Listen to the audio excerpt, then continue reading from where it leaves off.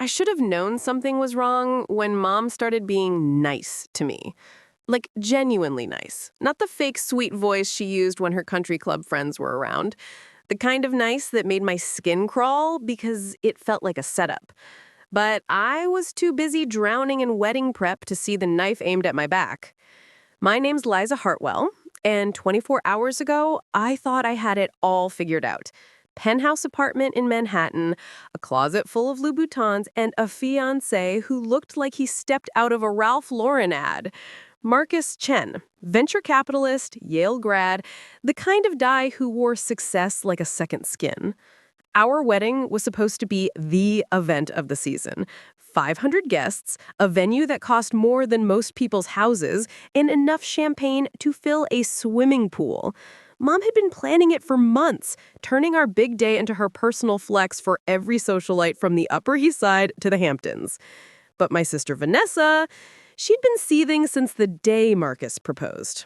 I saw in the way her smile never reached her eyes, how she'd grip her wine glass so tight I thought the stem would snap.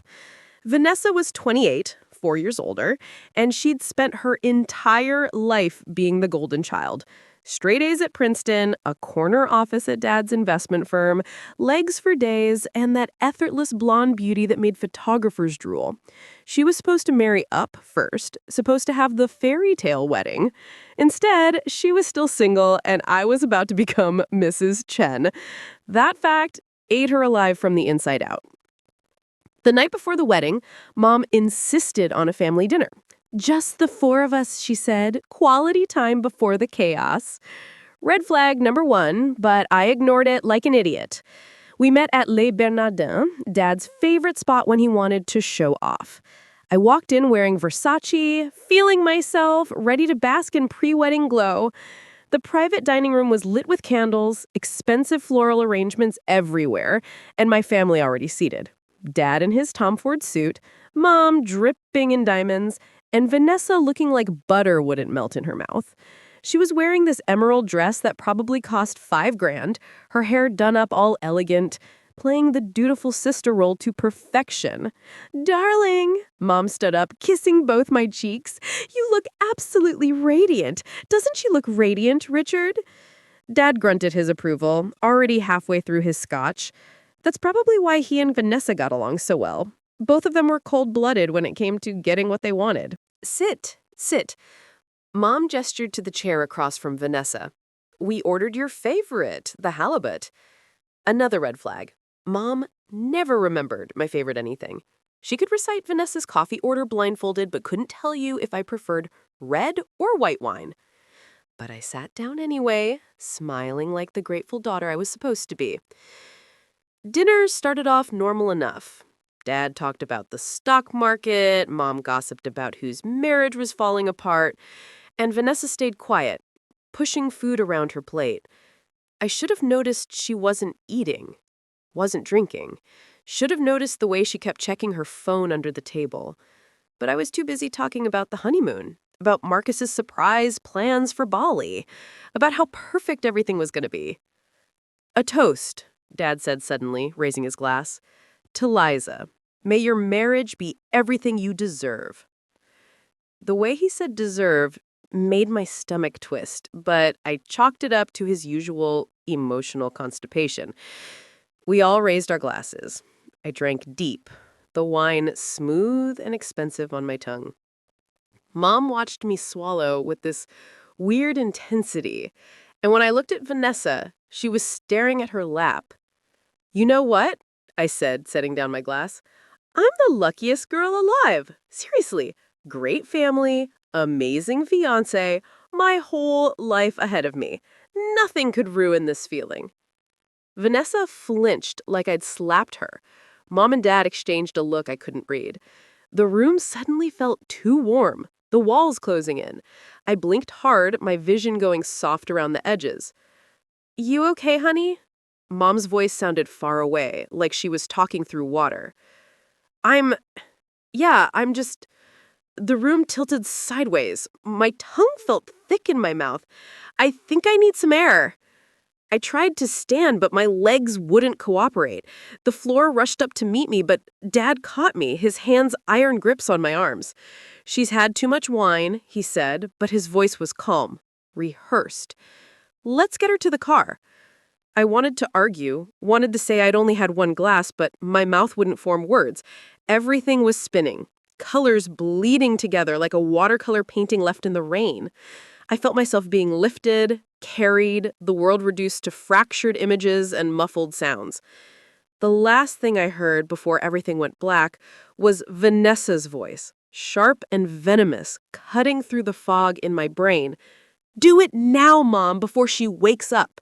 This is your only chance to choose the right daughter." I don't know how long I was out. Time became this elastic thing, stretching and snapping back. I'd surface for a moment, catch fragments of reality. Harsh overhead lights, the sound of scissors, Mom's voice saying something about fixing mistakes. Then I'd sink back down into the darkness. My body felt like it wasn't mine anymore, like I was trapped inside a shell I couldn't control. But there was one moment when I clawed my way closer to consciousness, when the drugs loosened their grip just enough for me to understand what was happening. I felt the cold metal of scissors against my scalp, heard the sickening sound of blades cutting through hair. My hair! The hair I'd been growing for 3 years.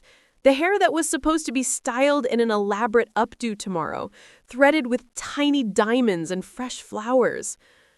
"Please," I tried to say, but it came out as a moan, barely human. "Hold her still," Vanessa's voice, breathless with excitement. "Mom, you need to get it all, every last bit." "Are you sure about this, sweetheart?" That was Dad, uncertain for the first time in his life. "She doesn't deserve him," Vanessa shrieked, and the sound of her voice cracked something open in my drugged brain. "She doesn't deserve any of it. I'm your daughter too. I've done everything right, everything you ask, and she just floats through life and gets the guy I wanted, the wedding I deserved. So you choose, right now. Cut her hair and prove you love me. Or lose me forever. I swear to God, I'll walk out of this family and you'll never see me again." Silence. Heavy and horrible. I waited for Mom to tell her she was insane, for Dad to put his foot down. I waited for someone to choose me. The scissors resumed cutting. I tried to scream, but nothing came out. Tried to fight, but my body was a useless weight. Tears leaked from my eyes as I felt chunk after chunk of hair fall away, felt the blades scrape against my scalp. They were shaving me. My own parents were shaving my head because my sister demanded it, because Vanessa wanted to destroy me and they loved her more. "There," Mom said finally, her voice shaking. "It's done." "All of it," Vanessa insisted. "I want her bald as an egg." The buzzing sound of electric clippers filled my ears. I felt the vibration against my skull, felt every last trace of my hair being erased. And through it all, I heard Vanessa laughing. Not a cruel laugh, that would have been easier to process. No, she was laughing like a kid on Christmas morning. Delighted and pure, like watching me being destroyed was the best gift she'd ever received. When they finally stopped, when the room went quiet except for my ragged breathing, Dad spoke. "We should get her home. The wedding's at 2. She needs to sleep this off." "What about Marcus?" Mom asked. "When he sees her—" "He'll call it off," Vanessa said, confident and satisfied. "No way Marcus Chen walks down the aisle with a bald bride. His family would die of embarrassment. She'll be humiliated in front of everyone. And then maybe she'll understand what it feels like to have everything taken away." They moved me then, loaded me into a car like a piece of furniture. I felt the leather seats, heard the engine purr to life, but I couldn't open my eyes, couldn't move my limbs. The drugs kept me suspended in this nightmare space where I could hear and feel, but couldn't do anything about it. I don't remember getting home, don't remember being put to bed. When I finally woke up, sunlight was streaming through my windows, hitting me directly in the face. My head was pounding, my mouth tasted like chemicals, and for a moment I thought maybe it had all been a terrible dream, some stress-induced wedding nightmare. Then I touched my head. My hand met smooth, naked skin. I bolted out of bed, stumbling to the mirror, and what I saw made me drop to my knees. I was completely bald. Not buzzed, not short, bald.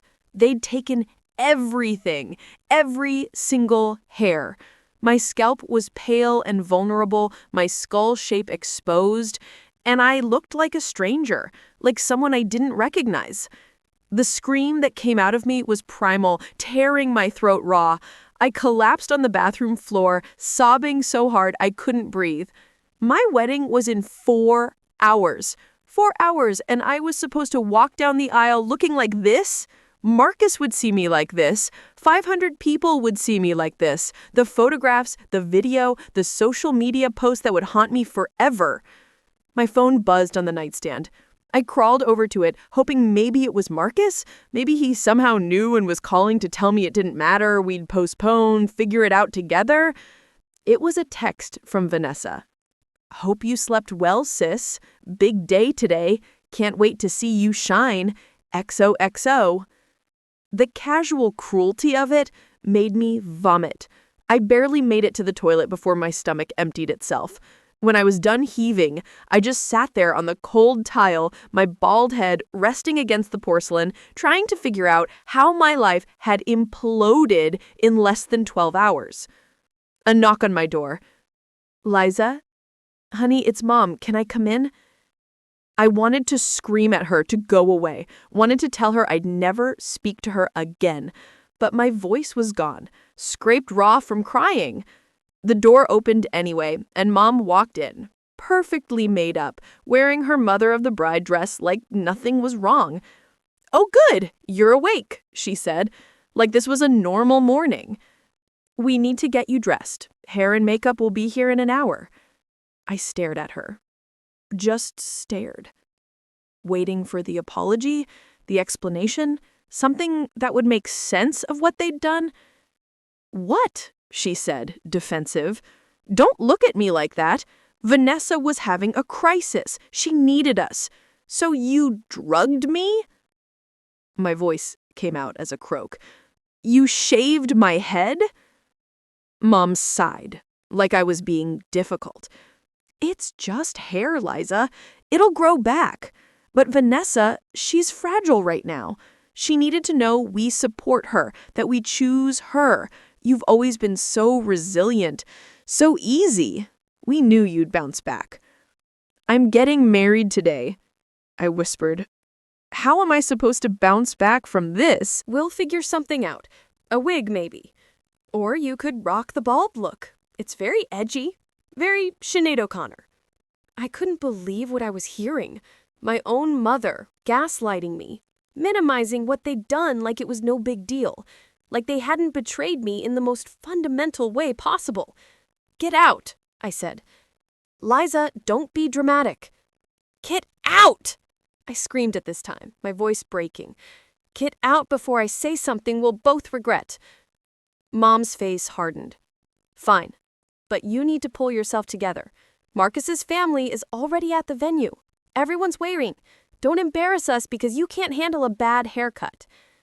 She left, closing the door softly behind her, and I was alone again with my reflection and my rage.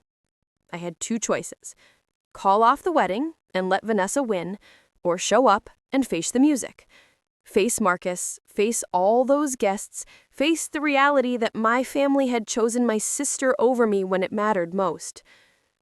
My phone rang. Marcus's name flashed on the screen. I almost didn't answer. Couldn't bear to hear his voice when I looked like this, but something made me pick up.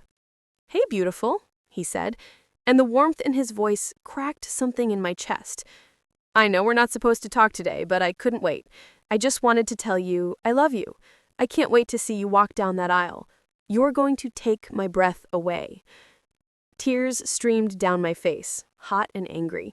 He had no idea what was coming. No idea that in a few hours his perfect bride would be replaced by a bald, broken version of herself. "Marcus, I started, but couldn't continue. Couldn't find the words. You okay? You sound weird." Something happened. Something bad." "What? Are you hurt? Is it your family?" "Babe, talk to me." I wanted to tell him everything. Wanted to explain about the drugs, the scissors, Vanessa's ultimatum. But what if Mom was right? What if he took one look at me and realized he'd made a mistake? What if the man I loved, the man I was supposed to spend my life with, couldn't see past my bald head to the person underneath? "I'm fine," I lied. "Just wedding jitters. I'll see you at the altar." "You sure? Because I can come over, forget all this traditional bad luck stuff." "No." I said it too fast, too sharp. "No. I want everything to be perfect. I want you to see me for the first time when I'm walking toward you." Even if that meant watching his face fall when he realized his bride looked nothing like the woman he proposed to. We said our goodbyes, and I sat there, holding my phone, staring at the engagement photo on my lock screen. Me with my long dark hair, Marcus with his arm around me, both of us grinning like we'd won the lottery. That girl was gone now, erased by family who chose wrong. I dragged myself to the shower, let scalding water pound against my bare scalp. Every time I closed my eyes, I saw Vanessa's face, heard her laughter, felt the scissors cutting away pieces of me. When I got out, I couldn't bring myself to look in the mirror again. Instead, I wrapped my head in a towel and went to my closet. My wedding dress hung there, pristine and white, covered in delicate lace and tiny crystals. It had cost $40,000. Mom insisted on Vera Wang, insisted I look like royalty. I pulled it out now, running my fingers over the fabric, and something inside me shifted, hardened. They wanted to humiliate me? Fine. They wanted to see me break? They were going to be disappointed. I was going to that wedding. I was going to walk down that aisle. And I was going to make damn sure everyone remembered this day, just not for the reasons they expected. What I didn't know was that walking through those chapel doors bald would be the least shocking thing about my wedding day, because when everyone saw me, when the room fell into stunned silence, my family would finally understand what they'd unleashed. Revenge was going to be sweet, and it was going to be public. The hair and makeup team showed up at noon, all smiles and champagne giggles, ready to transform me into a vision. When they saw my bald head, the lead stylist literally dropped her makeup kit. Foundation bottles rolled across my marble floor like tiny grenades, and for a second, nobody moved. They just stood there gaping at me like I'd grown a second head instead of losing all my hair. "What the hell happened?" Jessica, the stylist, finally managed. She was this tiny powerhouse from Brooklyn with sleeve tattoos and a reputation for making celebrities look flawless. "Please tell me this is some avant-garde choice you forgot to mention." "Family drama," I said flatly, sitting down at my vanity. "Can you work with it or not?" Jessica circled me like a shark, studying my skull from every angle. The other girls whispered behind their hands, probably already texting their friends about the psycho bride who shaved her head on her wedding day. Let them talk. By tomorrow, everyone in Manhattan would know what the Hartwell family really was. "Okay, listen." Jessica crouched down, meeting my eyes in the mirror.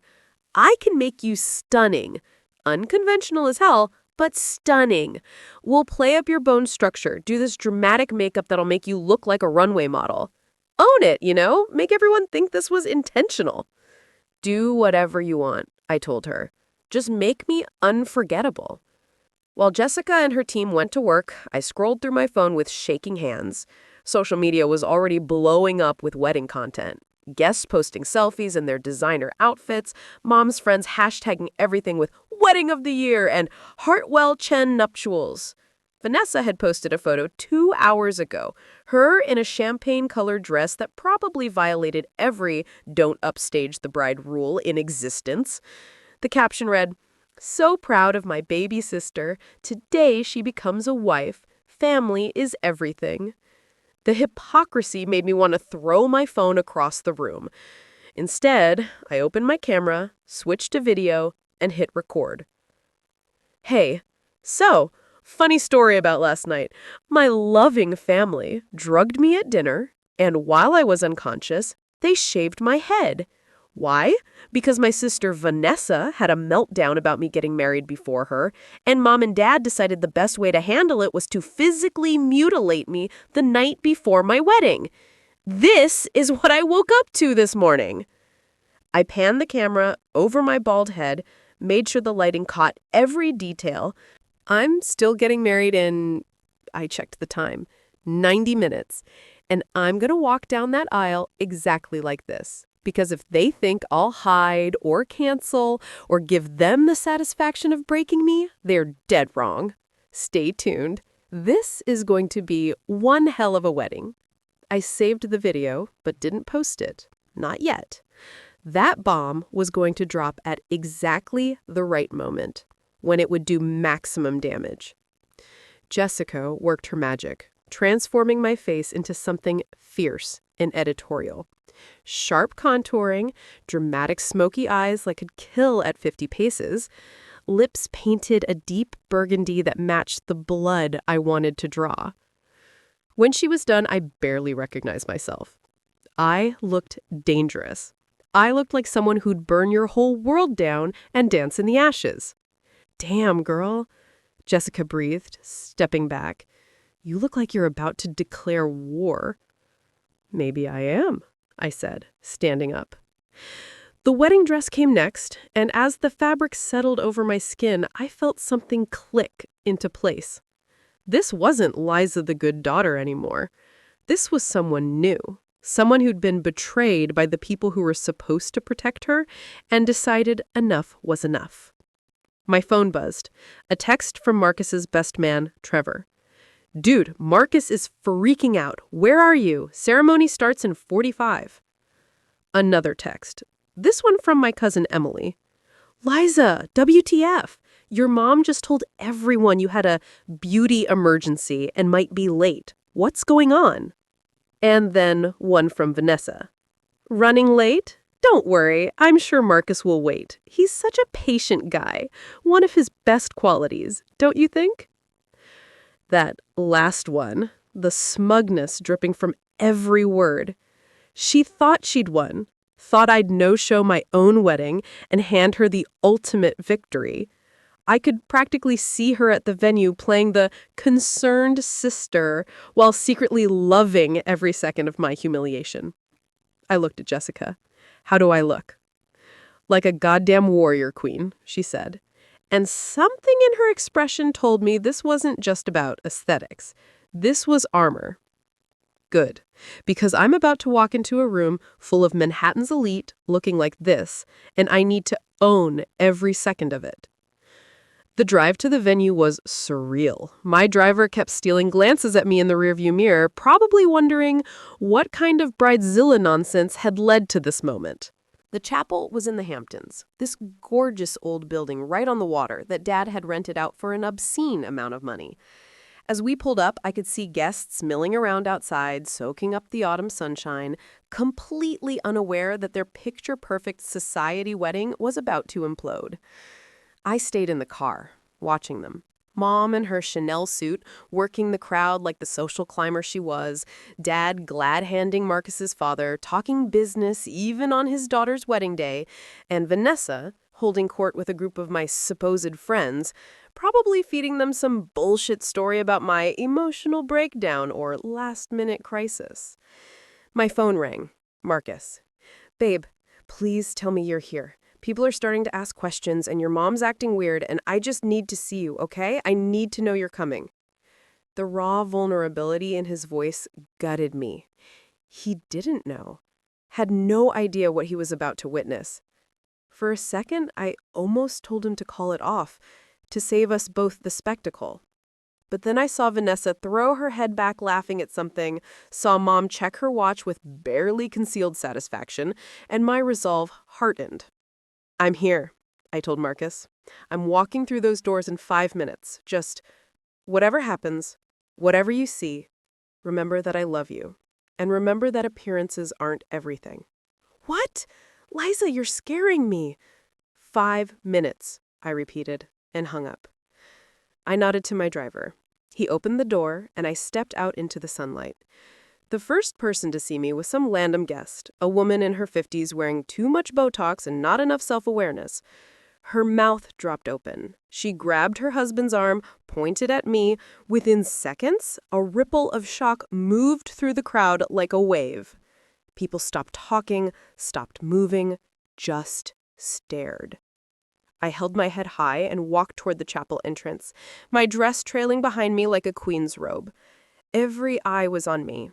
I heard gasps, whispers, someone's champagne glass hitting the ground and shattering.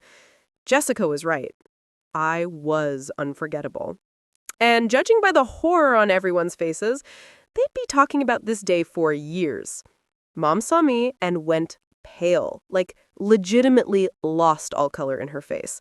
She started toward me, but Dad grabbed her arm, probably calculating the social damage of making a scene. Vanessa turned, following everyone's gaze, and when she spotted me, her expression cycled through shock, disbelief, and something that might have been respect, before settling on pure panic. She'd expected me to hide, to wear a wig or cancel or have a breakdown in private. She'd expected me to play the victim. Instead, I was walking toward my wedding looking like I'd chosen this, like my bald head was a statement instead of a violation. I reached the chapel doors. The coordinator, some high-strung woman named Patricia, fluttered around me like a distressed bird. "Miss Hartwell, we weren't... Is everything..." She couldn't form a complete sentence. "Everything's perfect," I said coldly. "Let's not keep everyone waiting." She scurried inside, probably to warn Marcus or call security. Or, I don't know, check if this was some kind of punked situation. I stood there in the doorway, taking deep breaths, preparing for what came next. This was it, the moment that would define everything. Vanessa materialized at my side.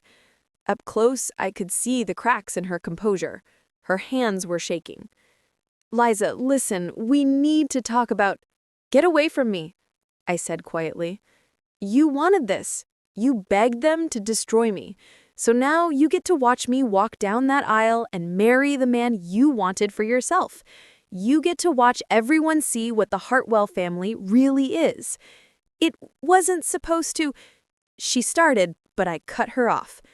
"You told them to choose. They chose you. I hope it was worth it." I walked away from her, into the chapel vestibule. Through the closed doors, I could hear the string quartet playing, hear the low murmur of 500 guests waiting for the ceremony to start. Patricia was arguing with someone in frantic whispers. Then the doors cracked open and Marcus's mom, Margaret Chen, slipped through. Margaret was old money, the kind of elegant sophistication that came from generations of privilege and good breeding. She took one look at me, and her expression didn't change, which was somehow more unsettling than everyone else's shock. "Liza," she said calmly, "would you like to tell me what's happening?" Something about her tone, the complete absence of judgment, cracked the armor I'd built around myself. Tears welled up, but I refused to let them fall, refused to ruin Jessica's masterpiece of makeup. "My family drugged me last night and shaved my head because my sister was jealous," I said bluntly. "I woke up like this on my wedding day. So I have two options: cancel and let them win, or walk down that aisle and show everyone that I'm stronger than their betrayal." Margaret studied me for a long moment. Then she did something unexpected. She smiled. Not a pitying smile or a scandalized smile. A genuine, almost proud smile. "You know what?" Marcus chose well. Most girls would have crumbled. You weaponized it. She reached out, adjusted my dress slightly. Go marry my son. And for what it's worth, your family just made the biggest mistake of their lives. The Chens, don't forget disloyalty. She swept back through the doors, leaving me alone with Patricia and my racing heart. I heard her voice carry over the crowd. Ladies and gentlemen, we're ready to begin. Please take your seats. The string quartet shifted into the opening notes of Canon in D. This was really happening. In 30 seconds, those doors would open and 500 people would see me. Marcus would see me. And there'd be no taking it back. Patricia gave me a nervous look. Are you ready, Miss Hartwell? Was I? Ready to face Marcus's reaction? To see if the man I loved could look past my bald head and see me? Ready to expose my family's cruelty to everyone they'd ever tried to impress? Ready to turn my wedding into a statement instead of a celebration? Open the doors, I said. They swung open, revealing the full chapel, and I'd be lying if I said my heart didn't stop for a second. The venue was breathtaking. Flowers everywhere, candles lining the aisle, the late afternoon sun streaming through stained glass windows and painting everything in jewel tones. Everyone was standing, all turned toward me. I saw shock register on face after face as they realized what they were looking at. Saw mouths drop open, heard gasps echo through the space. Then I saw Marcus. He was standing at the altar, devastatingly handsome in his custom tux, and the look on his face when he saw me was everything. Not disgust, not disappointment, pure, unadulterated concern. He took a half step forward like he wanted to run to me, his expression screaming, "What happened? Are you okay? Who did this to you?" And in that moment, I knew he'd still marry me, knew he saw past the missing hair to the woman underneath. I started walking. Slow, measured steps. Usually the father of the bride escorts her down the aisle, but screw that. Dad had lost that privilege when he held me down while they shaved my head. I was walking alone, and the symbolism wasn't lost on anyone. With each step, I felt stronger, more certain. This wasn't humiliation, this was liberation. Halfway down the aisle, I heard someone start clapping, slowly at first, then joined by others. I glanced over and saw Marcus's college friend Jason, who'd always been a rebel, leading a slow clap that spread through parts of the crowd. Not everyone joined in, most people still looked scandalized, but enough did that it felt like a standing ovation instead of a walk of shame. Mom was crying in the front row, but I couldn't tell if it was genuine emotion or damage control. Dad looked like he wanted to be anywhere else, and Vanessa was sitting there with tears streaming down her face, mascara ruining her perfect makeup, looking utterly devastated. Good.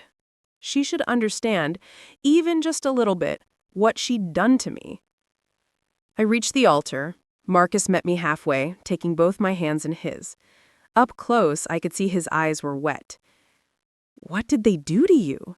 He whispered it so only I could hear. "Later," I whispered back. "Right now, I just need you to tell me we're still doing this."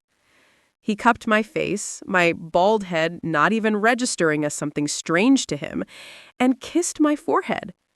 "Liza Hartwell, I'd marry you if you were wearing a garbage bag and covered in mud. Hair's got nothing to do with why I love you."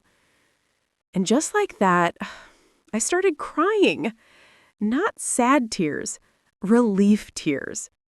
Grateful tears.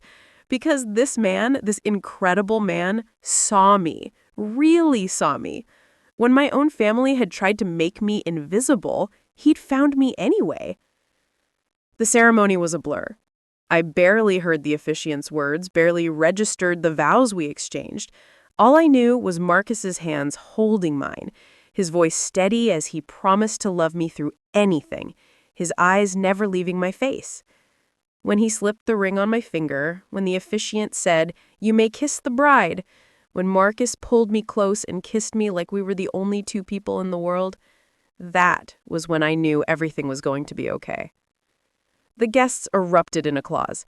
Some of it felt genuine, some of it felt obligatory, but I didn't care anymore. We turned to face everyone as husband and wife, and I saw the full spectrum of reactions. Marcus's family and friends looked proud, supportive. My extended family looked mortified, and my immediate family, mom, dad, Vanessa, they looked like they'd just watched their own execution. As we walked back down the aisle together, Marcus leaned in. "I'm going to need the full story at the reception." "You're going to get more than that," I promised. "Everyone is." Because I hadn't forgotten about the video on my phone, hadn't forgotten that I had evidence recorded in my own voice explaining exactly what happened. And during the reception toasts, when everyone was drunk and relaxed and expecting heartwarming speeches, they were going to get the truth instead. We burst through the chapel doors into the late afternoon light, and everyone followed, ready to move to the reception venue. But before we climbed into the vintage Rolls-Royce that was supposed to drive us there, I pulled out my phone. Marcus watched me, curious. "What are you doing?"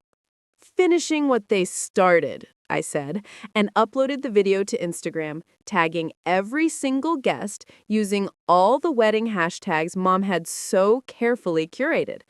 I hit post and watched it go live. Within seconds, the notifications started flooding in. Comments, shares, reactions. The truth was out there now, spreading like wildfire through Manhattan's social circles. By the time we got to the reception, everyone would know. Everyone would understand why I walked down that aisle bald. And my family, the perfect, polished Hartwells, would finally face consequences for choosing the wrong daughter. "You're kind of terrifying," Marcus said, but he was smiling. "Remind me never to cross you." "Too late," I said, kissing him. "You're stuck with me now, for better or worse, remember?" Wouldn't have it any other way. We climbed into the car and drove off toward the reception, leaving behind a chapel full of people pulling out their phones, watching my video, understanding exactly what kind of family I'd just escaped. I could see Vanessa through the back window, standing alone on the chapel steps, her perfect mask finally shattered.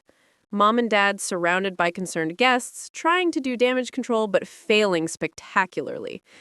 As we drove away, I felt something I hadn't expected to feel on my wedding day. Free. They'd tried to break me, tried to humiliate me into submission, tried to make me the sacrificial lamb for Vanessa's insecurities. Instead, they had created someone who'd never be afraid of them again. Marcus squeezed my hand. "So, on a scale of 1 to 10, how crazy is the reception about to get?" I thought about the video going viral, about the speech I was planning, about the reckoning that was coming for the Hartwell family name. "About a 12, I said. "Perfect. I've always preferred memorable over boring." We pulled up to the reception venue, a gorgeous waterfront estate that probably cost more than most people made in a year. Through the massive windows, I could already see guests arriving, phones in hand, whispering urgently. The video had done its job. Everyone knew. And now, the real fun was about to begin. What none of us knew, not me, not Marcus, not even Vanessa, was that the hair was just the beginning. Because there was something else, something bigger that my family had been hiding. And when that truth came out during my reception speech, it wasn't just going to destroy the Hartwell's reputation, it was going to tear apart everything we thought we knew about our perfect family. The reception was already in full swing when Marcus and I arrived, but the vibe was off.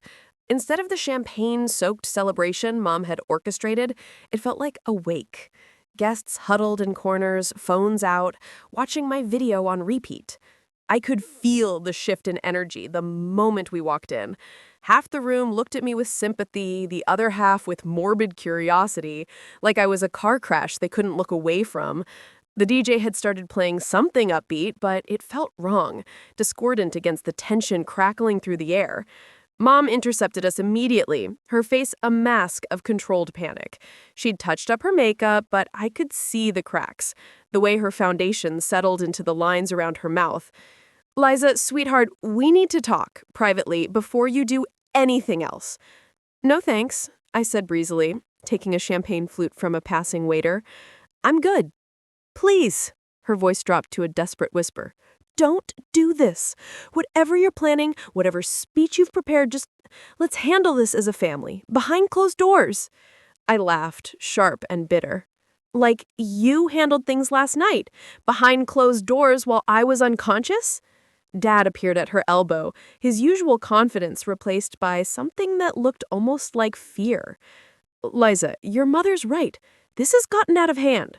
The video it was a mistake, what happened, but airing our private business to the entire world, your mistake, I corrected him.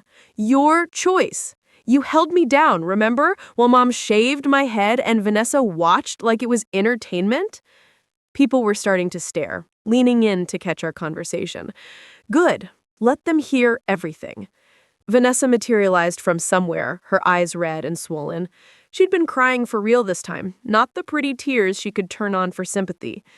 Liza, I'm sorry. I'm so sorry. I wasn't thinking. I've been so messed up lately and I took it out on you, and I know there's no excuse, but please don't destroy everything. Not just for Mom and Dad, but for me. I'm begging you. For a second, I almost felt bad for her. Almost. Then I remembered waking up bald, remembered her laughter echoing through my drugged haze, remembered that text message this morning dripping with fake concern. You're sorry you got caught. You're sorry everyone knows what you really are.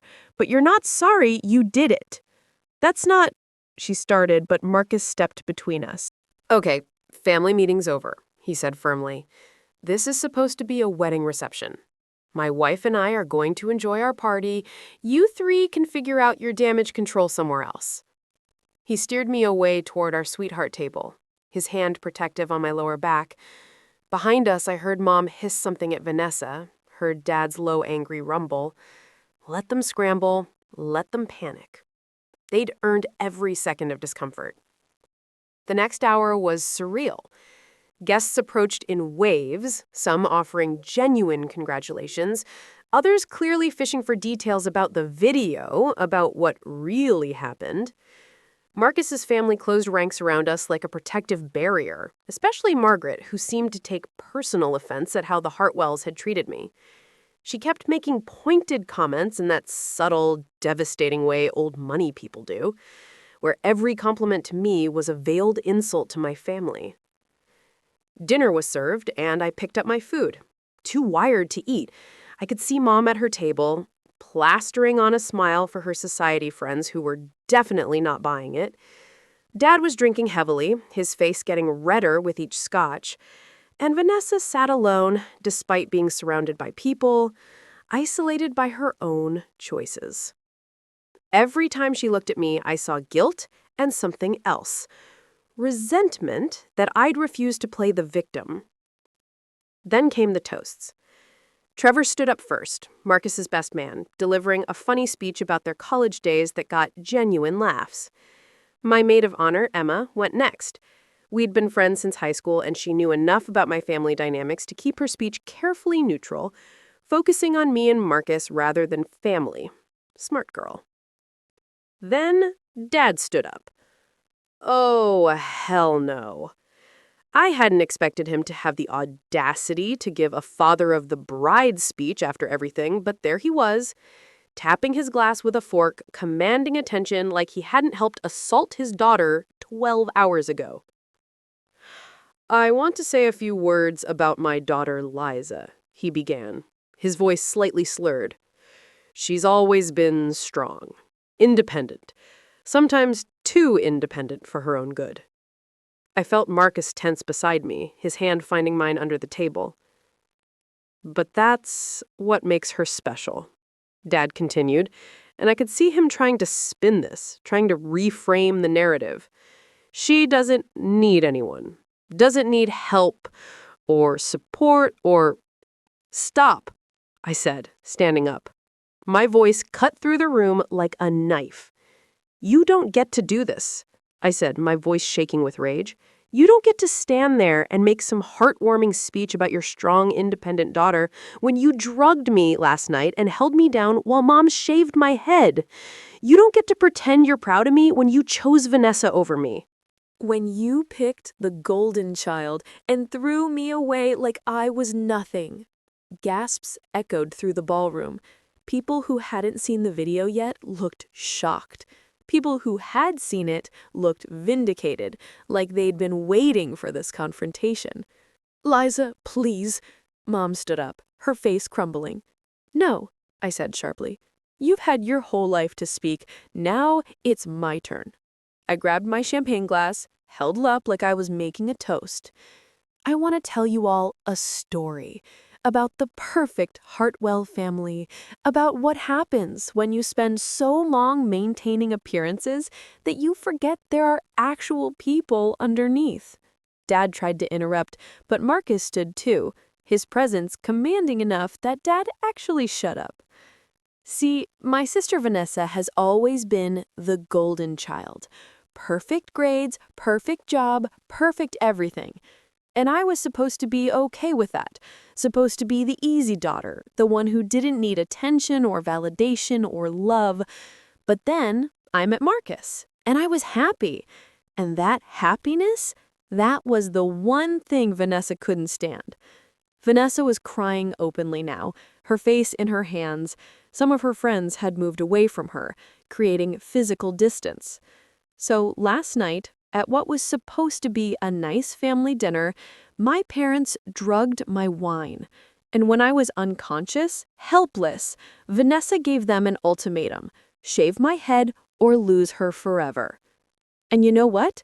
They didn't hesitate. They chose her.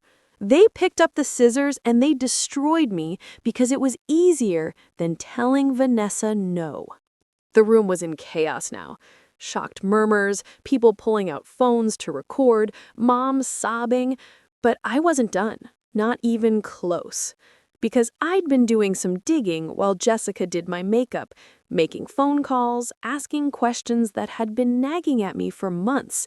And what I'd found was so much worse than the hair.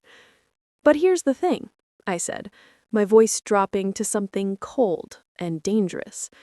"While I was dealing with my lovely family's betrayal this morning, I got curious, started wondering what could make parents so desperate to please one daughter that they'd destroy the other? Started asking questions about Vanessa's life, her perfect job at Dad's firm, her perfect apartment, her perfect everything." Vanessa's head snapped up, her eyes wide with something that looked like terror. So I called Dad's company, talked to some people, and guess what I found out? I turned to look directly at Vanessa. "You've been embezzling from Dad's investment firm for the past 2 years, almost $3 million, funneled into offshore accounts. And Mom and Dad know. They've known for months." The room exploded. Actual screaming from some guests, people standing up, phones out, capturing every second. Dad went white as a sheet. Mom looked like she might faint. And Vanessa just sat there, frozen, her worst nightmare unfolding in front of 500 witnesses. "That's a lie," Dad said, but his voice was weak, unconvincing. "She's upset. She's not thinking clearly." "I have the bank statements," I said calmly, pulling out my phone, "forwarded to me this morning by a very helpful CFO who's been wanting to blow the whistle but was scared of losing his job. Want me to email them to everyone here? Or should I just send them directly to the FBI? "Liza, don't." Vanessa finally spoke, her voice broken. "Please, you don't understand." "I understand perfectly," I said. "You stole millions from your own father's company, and when he found out, instead of turning you in, instead of making you face consequences, Mom and Dad decided to cover it up, to protect you, to sacrifice everything for their golden child, even their other daughter's dignity on her wedding day." Marcus's hand was gripping mine so tight it hurt, but I welcomed the pain. It kept me grounded, kept me from flying apart. They thought if they could break me, if they could humiliate me enough, I'd be too distracted to ask questions, too broken to dig into family finances. They thought I'd just accept their cruelty and move on. But what they didn't count on was me having a spine, having people who actually love me enough to tell me the truth. I looked at Margaret Chen, who nodded slightly. She'd been the one who suggested I look into the family finances when I'd called her this morning crying about the hair. She'd suspected something was off for months. Had her own investigators look into the Hartwells before agreeing to let Marcus marry me. That's what real family did. They protected you. So here's what's going to happen, I said, my voice ringing with authority. Vanessa, you're going to turn yourself in. Dad, you're going to cooperate fully with the investigation, or I swear I'll make sure you go down as an accessory. And Mom, I looked at her, saw the woman who'd raised me reduced to a sobbing mess. You're going to get therapy and figure out why you value one daughter over the other. And if we don't? Dad asked, trying to regain some authority. If we refuse? Then I release everything to the media. I said simply, the bank statements, the recorded conversations I have from your CFO, the timeline of when you knew about the embezzlement versus when you assaulted me. I'll make sure the Hartwell name is synonymous with corruption and abuse. Your business will tank, your reputation will be destroyed, and you'll spend the rest of your lives as social pariahs. The silence that followed was deafening. I could see the wheels turning in Dad's head, the calculation of how badly this would hurt versus the cost of compliance. Mom just kept crying, her perfect facade shattered beyond repair. And Vanessa, she looked at me with something I'd never seen before. Not hatred, not jealousy, respect maybe, or fear. Probably both. You've won, Vanessa said quietly. I'll turn myself in tomorrow. I'll cooperate with everything. Just please don't release those statements publicly. Give me a chance to do this with some dignity. Dignity? I laughed incredulously. You wanted me to marry Marcus while bald and humiliated, and now you're asking for dignity? I know I don't deserve it, but I'm asking anyway. Sister to sister. I looked at her, really looked at her, and saw not the golden child, not the jealous monster, but a broken woman who'd made terrible choices and was finally facing consequences. Part of me wanted to destroy her completely, to release everything and watch her burn. But another part, the part that remembered us as kids before the competition and jealousy took over, felt something almost like pity. Fine, I said finally. You have until Monday. Turn yourself in, make a full confession, repay every penny. And maybe I won't go to the press. Thank you, she breathed. Don't thank me, I said coldly. I'm not doing this for you.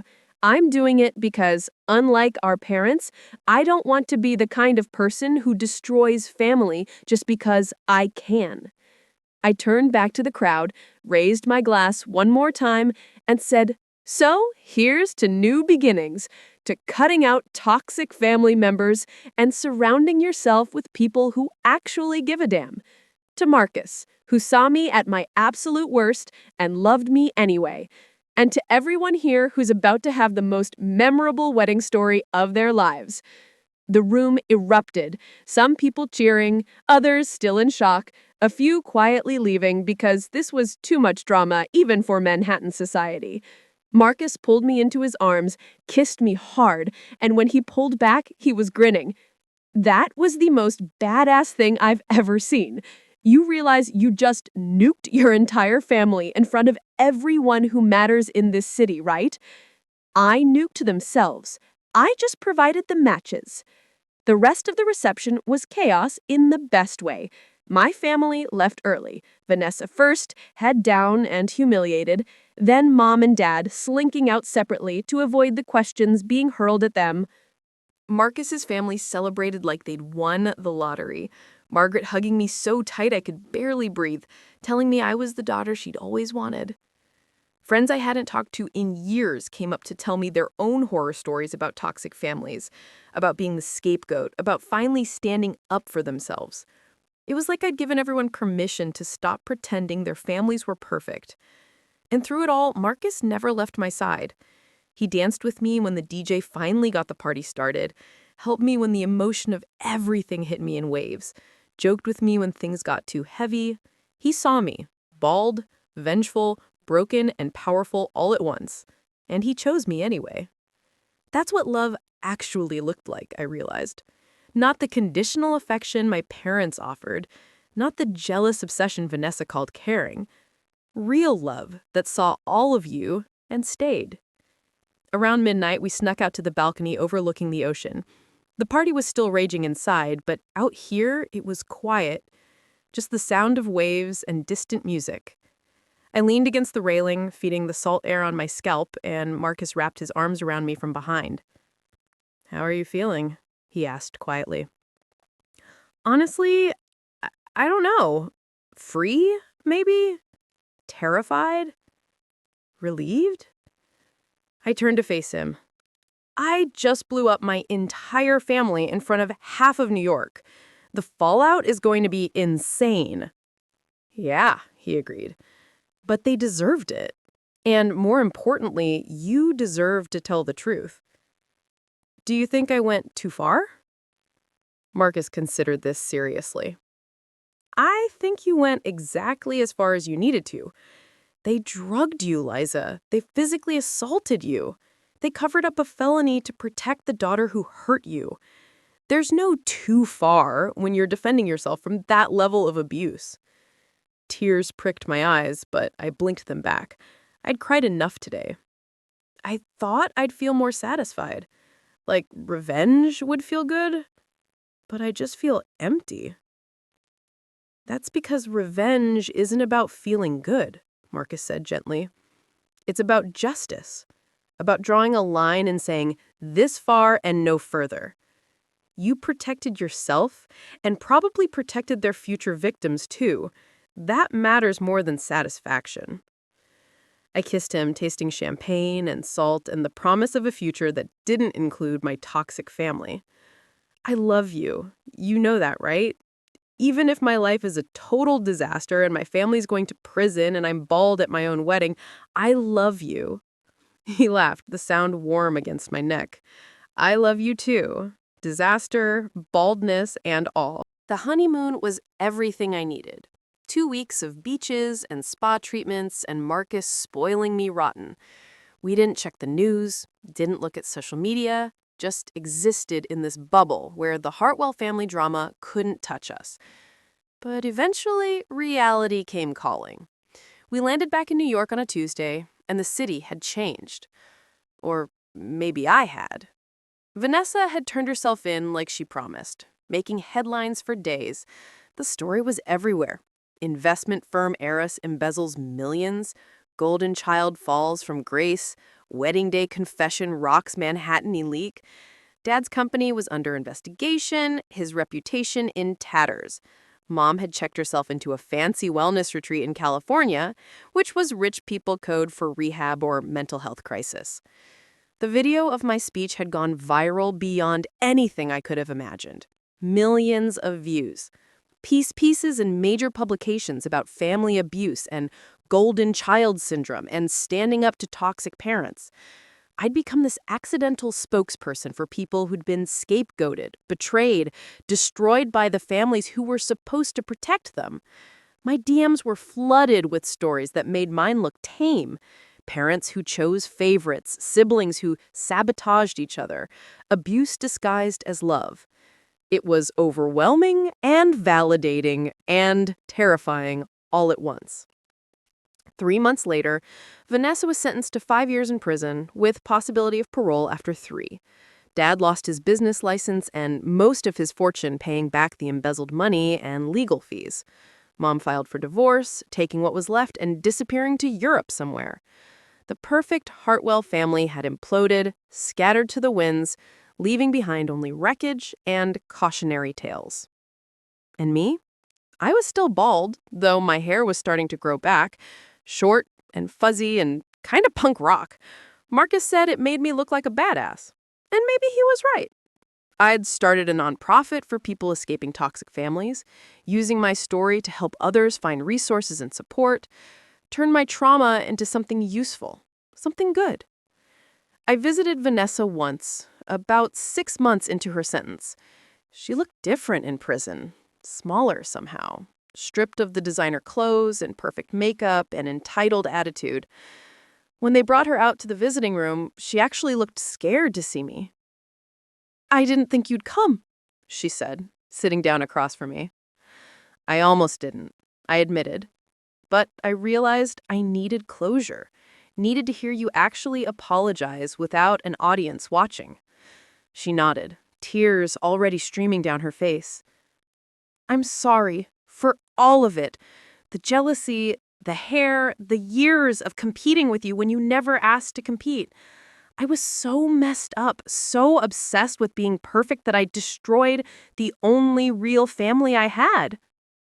"Why?" I asked. The question that had haunted me for months. Why me? What did I ever do to you? "Nothing," Vanessa said brokenly. "That was the problem. You didn't have to try. You just existed and people loved you.